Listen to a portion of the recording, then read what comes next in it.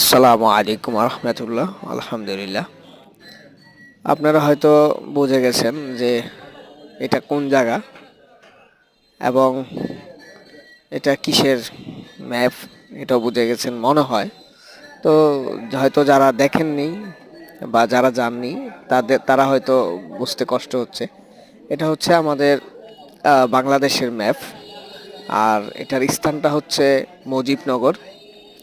তো আপনারা যারা দেখে আপনাদের কাছে ভালো লাগে, যাদের কাছে ভালো লেগেছে, বা আপনারা একটু খাস করে শেয়ার করবেন, বেশি বেশি লাইক দিবেন।